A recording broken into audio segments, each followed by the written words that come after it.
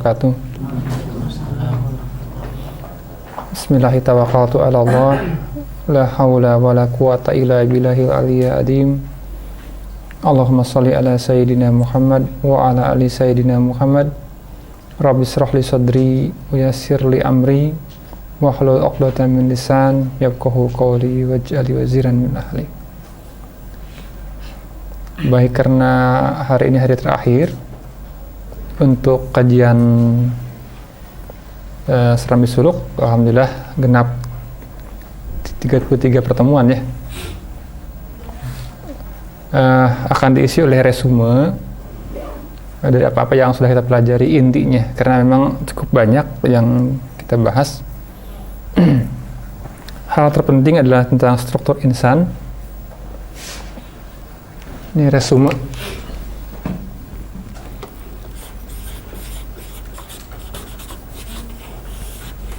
Jadi tentang struktur insan,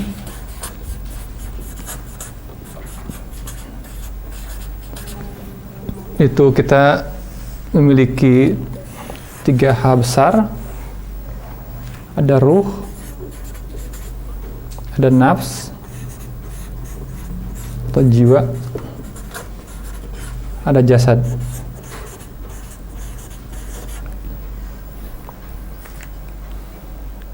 Kemudian kalau nafs dan jasad itu merupakan aspek insaniyah, terkait aspek insaniyah. Adapun ruh terkait dengan aspek ilahiyah. Gitu. Walaupun ciptaan juga ruh itu, termasuk ciptaan Allah Ta'ala juga. Nah, yang sudah kita pelajari, kita mencoba membongkar tentang struktur nafs. Jadi apa-apa yang ada dalam nafs kita sudah bahas. Kalau raga kan sudah tahu semuanya, ada panca indera, ada pikiran gitu. Nah, yang dalam nafs ini kita mengenal beberapa istilah yang telah dibahas. Kita mengenal istilah akal. Akal itu yang ditulis seperti begini, yang dalam Al-Quran. Ini terkait sebenarnya lebih ke akal, tapi akal hati gitu, akal jiwa, yang dalam bahasa Al-Quran disebut sebagai fuad atau disebut sebagai lub lil albab di istilah Al-Quran.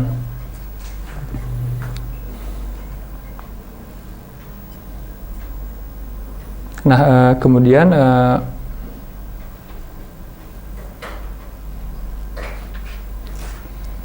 si akal ini, aspek akal, atau biar nggak bingung, yang kedua dulu kita mengenal juga istilah qalb. Qalb atau hati dalam bahasa kita Indonesia, istilah qalb. Yang qalb itu merupakan rasanya atau rasa jiwa.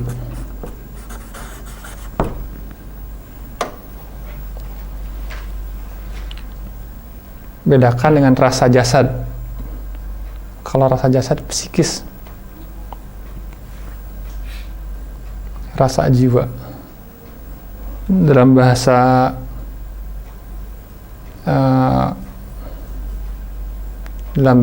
sufi, istilah rasa jiwa juga sering disebut sebagai zauq.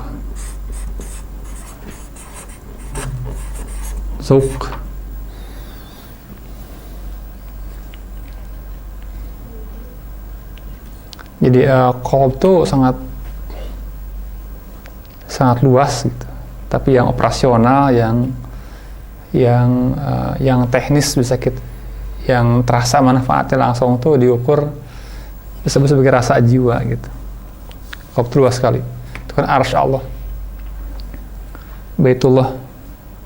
Kemudian setelah kita mengenal qalb, juga kita sudah berkenalan dengan sadr. Sadr diterjemahkan sebagai dada.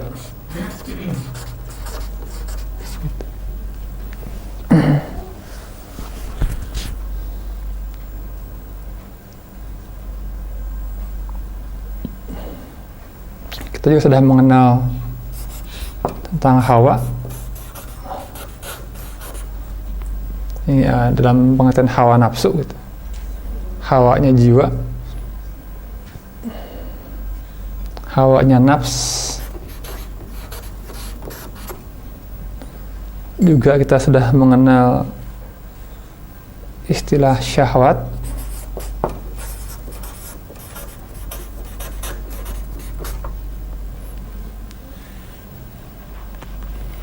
Jadi kalau hawa nafsu itu sebetulnya produk sampingan lah begitu, kalau dikatakan ketika si jiwa digabungkan dengan raga, jasad. Ketika si jasad dikasih diberi ruh, dia itu ada produk sampingan hawa nafsu yang harus dilatih gitu, harus dididik. Secara umum kalau syahwat ini merupakan tarikan-tarikan ke alam material gitu. Jadi syahwat itu merupakan tarikan atau ikatan, kecenderungan yang berasal dari dunia jasadiah, dari dunia jasad atau material.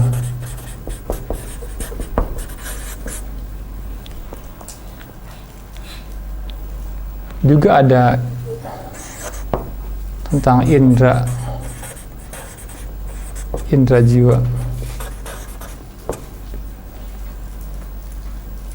Kita punya panca indra raga, si jiwa kita juga punya panca indranya juga gitu. Jadi kalau jasad punya panca indra dan pikiran, jiwa juga sama, dia punya telinga jiwa, punya mata jiwa, hidung jiwa. Hanya pikiran jiwa itu adalah akal gitu. Akal hati atau akal jiwa, akal itu. Kalau yang akal jasad itu nalar itu. Akal jasad nalar. Pikiran. Itu akal maksudnya akal jiwa mungkin. Kenapa? Bukan akal hati. Akal jiwa hati sama aja sih. Oh gitu. Nah, karena kan memang terkait ya. Ini boleh juga akal jiwa. Karena kalau jiwa sama hati nanti akan terkait. Enggak, penafsiran saya letaknya itu di dalam qalb, bukan di dalam jiwa. Sementara nggak usah dibahas dulu. Kalau masalah apa strukturnya agak nggak mudah. Apa letak? Kalau fuad itu perbatasan antara akal jiwa dan akal. Kalau fuad itu akal, punya akal jiwa aja. Kalau fuad itu. Nah, yang membedakan dengan akal jasad. Kalau kita hanya pikiran, punya nalar. Nah, si jiwa juga kalau bangun punya pikiran sendiri gitu. Pikirannya jiwa itu dengan fuad. Itu bukan tingkat yang paling rendah tuh fuad. Iya, iya. Yang tertinggi Iya. lu. Iya.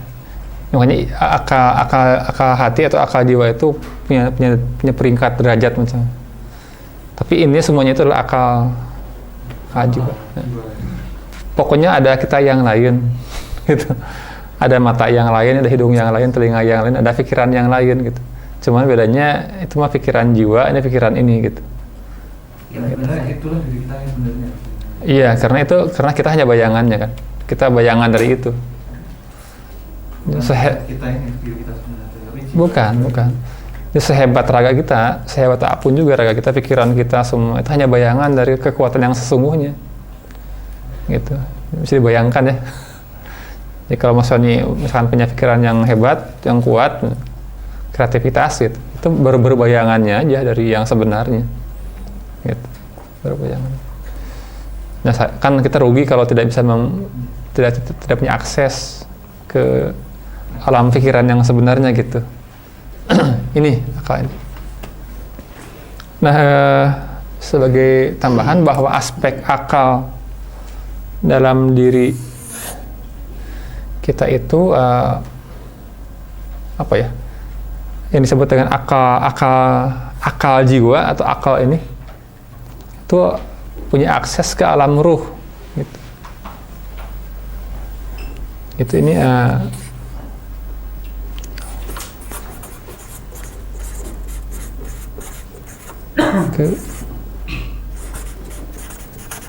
nah gitu.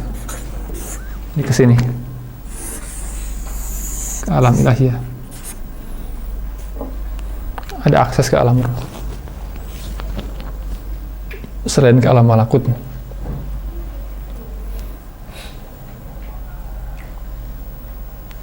Nah, kemudian jadi kalau qalb itu ini dalam konteks teknis ya. Kalau qalb itu sama dengan rasa jiwa, gitu. Nah, kalau ruh itu terletak di inti jiwa.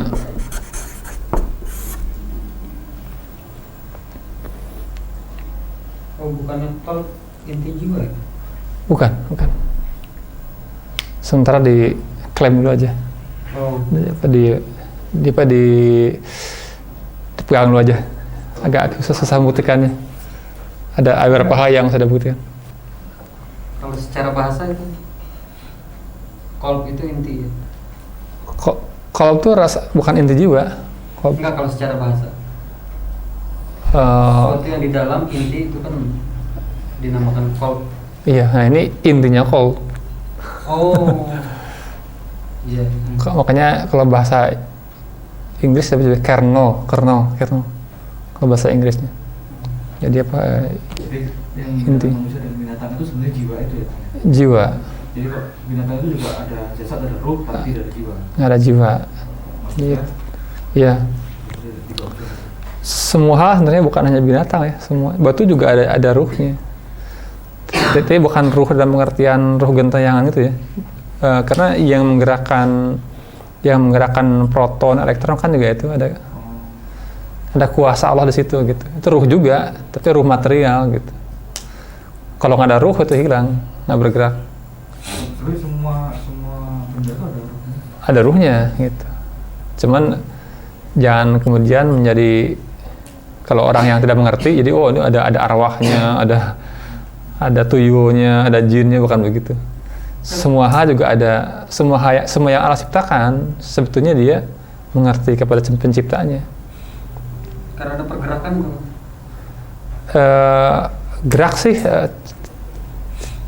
Gerak sih itu dalam konteks biologi sih ya.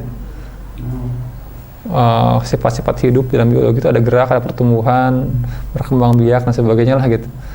Tapi sebenarnya nggak semua hal yang tidak punya sifat itu pun juga dia hidup sebenarnya di mata Allah Ta'ala. Gitu. Jadi sebuah batu bisa bicara ke Rasulullah SAW. Semua benda bisa bicara. Kan nanti juga katanya apa? Mulut dikunci, mata dikunci, yang bicara tinggal tangan dan kaki gitu. Jadi sesuatu yang tadi nggak bisa bicara gitu. Jadi masalah batu tadi saya dilihat agak nyimpang dikit kan ya apa ya? Itu di Palestina kan memang ada yang batu yang sampai sekarang masih melayang itu yang dulu diduduki Rasulullah waktu Isra Mi'raj itu. Dalam beberapa kisah Nabi ada yang seperti itu. Ada kisah bagaimana seorang Nabi berinteraksi dengan material, dengan batu. Jadi sampai sekarang tuh batunya itu melayang itu masih ada di Palestina. Nah, saya belum tahu. Konon begitu. Wallahu a'lam. Belum saya buktikan ya, belum. Kalau di internet sih saya ada fotonya gitu. tuh melayang gitu. Cuman apakah itu manipulasi kamera atau memang asli seperti itu? Ya, belum tahu. Belum pernah baca tapi belum tertarik buat dilihat lebih jauh. Gitu. Apakah ada hubungannya dengan ruh yang ada di setiap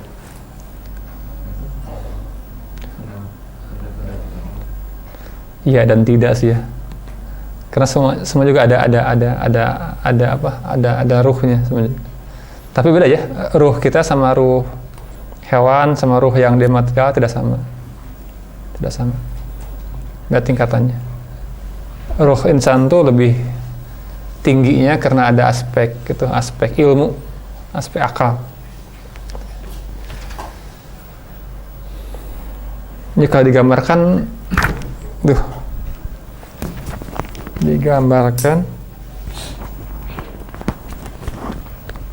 iseng-iseng begitu. Ini ada jasad, di dalam raga ada, ini raga nih, ada jiwa secara global ya. Dalam jiwa ada sodr, dada. Dalam dada ada apa? Qalb. Nah, si ruh itu di sini. Iya. Di situ letaknya. Ya kalau waktu membahas tentang An-Nur ayat 35 kan di tengah-tengahnya ada api itu.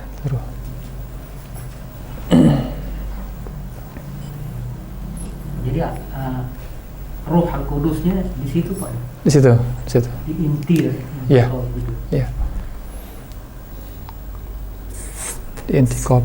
Jadi kalau kita punya nafs, punya jiwa, secara prinsip di sini yang disebut dengan sodr, ruang dada, sodr. Sadruddin, dada agama. Di dalam sodr itu ada qalb, ini sudah diceritakan ayat Qur'annya. Ada qalb. Nah, ini yang disebut secara apa ya? Makanya ya kalau di gunung es gitu kan ya. Nah, ini yang muncul permukaan ya. Kan kalau ada gunung es di lautan kan nonggol gitu kan, di bawahnya besar sekali. Gitu. Nah, yang nonggolnya ini yang disebut dengan ini apa tadi apa? Kalau rasa itu. Rasa jiwa ya. Gitu. Ini nih. Yang definisi ini. Jadi yang zauq itu ini. Sesuatu yang terkait dengan qalb gitu. Nah, yang keukur oleh kita perjalanan awal tuh bangkitnya si zauq itu. Tempat ilham, firasat gitu di sini. Zauq. Allah memberi bentuk kepada hambanya juga di qalb. Iya, di qalb. Seperti yang di surat 64 ayat 11 itu. Iya, di qalb. Sini ke tengah. Makanya kan di sini dada. Ya kalau kita ya, di raga lah, tingkat raga kan gitu. Kan sakit hati gitu kan, misalkan. Kan di sini sakitnya. Kalau capek mikir kan di sini sakit kepala, beda lokasinya. Panas hati, sakit hati kan di sini. Kalau dalam konteks jasad ya, dada, ngurus dada gitu, atau ngurut dada gitu. Tapi kalau utang banyak, susah bayarnya kan di sini yang mikir, gitu. Di kepala di sini. Rinci, mikir ya. Nah kalau ini sama juga, ini sadar tuh di sini gitu, cuman di jiwa kita lokasinya gitu. Nah si mestinya si hati itu seperti ruang, ini kan sadar ya, sadar, ruang sadar, ini kol. Nah ini bercahaya mestinya. Di ruang hati itu seperti ini, kayak ruang ini ada lampu yang menyala gitu. Semuanya terang kan? Nah sementara di hati inilah tempat tadi munculnya ilham, wahyu, firasat, semua kesini masuknya itu karena Baitullah. Nah yang microchipnya kayak apa? Robot itu kan ada microchipnya yang kalau manusia tuh itu ya? Iya, tuh. Nah, adapun sadar ini, Mas Yoni, sadar ini yang menghubungkan dengan jiwa, gitu. Ini kan jiwa nih, tuh nggak? Ini kan jiwa. Ini kan ruang dalam jiwa, kalau mau digambarkan begitu ya. Jadi kalau sadarnya kosong begini, cahaya si kolb itu akan menyentuh jiwa kan, tuh nggak? Kan ini akan menyentuh jiwa nih. Nah, ini kan jiwa kita. Tuh. Katakanlah ini hangatnya cahaya ini akan terasa di sini, betul nggak? Hangatnya lampu hati itu. Nah, yang jadi persoalan ini sekali lapisannya. Gitu. Oh, ini yang terlapis. Jadi si ininya terlapis oleh sesuatu, ini pun nggak padam gitu. Kan kegelapan bertingkat ya. Gitu. Ini gelap gulita. Lampunya juga padam. Si ini pun juga dilapisi oleh sesuatu. Si sadar ini bahkan bukan lapisan juga sepenuhnya. Jadi si hatinya terhimpit.